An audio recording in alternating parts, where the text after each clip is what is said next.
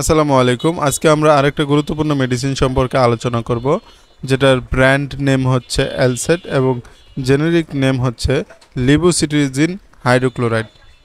এটি health care pharmaceutical limited প্রস্তুত করে থাকে। আপনারা অনেকেই এই এলসেট এর কাজ কি এটা সম্পর্কে লিখে সার্চ করে থাকেন, তাই ভাবলাম এটি সম্পর্কে একটি ভিডিও তৈরি করি। আপনারা দেখছেন মেড রিভিউ, মানে মেডিসিন রিভিউ। মেডিসিন সংক্রান্ত আলোচনা নিয়মিত পেতে চ্যানেলটি সাবস্ক্রাইব করে রাখতে পারেন। এলসেট মূলত অ্যালার্জি সমস্যায় যারা ভুগছেন তাদের জন্য বিশেষভাবে নির্দেশিত একটি মেডিসিন। এছাড়াও এটাকে অ্যান্টিহিস্টামিন জাতীয় ঔষধ হিসেবেও বিবেচনা করা যায়। সাধারণত আমরা অ্যালাট্রল বা সিট্রিজিন জাতীয় যে মেডিসিন ঠান্ডা অ্যালার্জির জন্য খেয়ে থাকি, তার চেয়ে অ্যাডভান্স আরেকটু ভালো টেকনোলজির মেডিসিন হচ্ছে এই এলসেট। সাধারণত ঋতু পরিবর্তন অথবা ধুলাবালি পরিবেশে থাকলে বিভিন্ন সময় হাঁচি, কাশি, সর্দি, নাক দিয়ে পানি পড়া এই ধরনের সমস্যা দেখা দিতে পারে। তো সাধারণত যাদের প্রচুর অ্যালার্জি রয়েছে তাদের এই ধরনের ধুলাবালি অথবা ঋতু পরিবর্তনের কারণে ঠান্ডাজনিত সমস্যা দেখা দেয়। তো সেই সকল রোগীদের জন্য এই মেডিসিনটি নির্দেশিত। অর্থাৎ আপনার যদি প্রচুর ঠান্ডা, হাঁচি, কাশি, নাকে ব্যথা, গলা ব্যথা, কান দিয়ে পানি পড়া, চোখ দিয়ে পানি পড়া এই ধরনের সমস্যা থাকে, সেক্ষেত্রে এই মেডিসিনটি ব্যবহার করা যেতে পারে। এছাড়া যাদের প্রচুর অ্যালার্জি রয়েছে, চুলকানি রয়েছে, তো অ্যালার্জি জনিত চুলকানি দূর করার জন্য বা চুলকানি থেকে পরিত্রাণ পাওয়ার জন্য এই মেডিসিনটি খেতে পারেন। এছাড়া যাদের কিছুদিন পর পর এই সমস্যাটা লেগেই থাকে, অর্থাৎ আপনার সর্দি, হাঁচি, কাশি হলো, কিন্তু ভালো হওয়ার পরে কিছুদিন পর আবার হয়, কিছুদিন ভালো থেকে আবার হয়, তো তারাও এই মেডিসিনটি ব্যবহার করে দেখতে পারেন, ইনশাল্লাহ ভালো ফল পাবেন।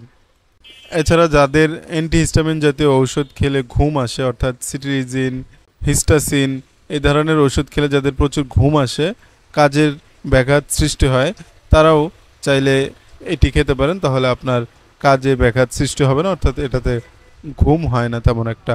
বলা যায় এটি হচ্ছে ঘুমবিহীন অ্যালার্জির ঔষধ। এবার এটা খাওয়ার নিয়ম সম্পর্কে বলে দিচ্ছি। যারা প্রাপ্তবয়স্ক রয়েছেন, অর্থাৎ 12 বছরের উপরে, তাদের এই মেডিসিনটি প্রতিদিন একটি করে সেবন করতে হবে। এছাড়া যারা 6 থেকে 12 বছর বয়সের রয়েছে, তাদের ক্ষেত্রে একটি ট্যাবলেটের অর্ধেকটা খেতে হবে। আর এর নিচে যারা রয়েছে 6 বছরের নিচে, তাদেরকে আপনি চাইলে সিরাপ দিতে পারেন অথবা এই ট্যাবলেটটা 4 ভাগের 1 ভাগ খাওয়াতে পারেন।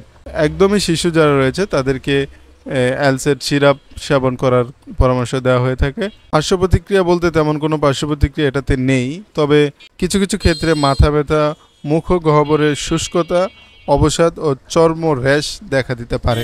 গর্ভাবস্থায় প্রেগন্যান্সি ক্যাটাগরি বি এর ক্ষেত্রে অনুমোদন রয়েছে। গর্ভবতী মহিলাদের ক্ষেত্রে পর্যাপ্ত সুনির্দিষ্ট তথ্য পাওয়া যায়নি, কারণ মানুষের ক্ষেত্রে প্রাণীর প্রজননের তথ্য সবসময় অনুমান নির্ভর নয়।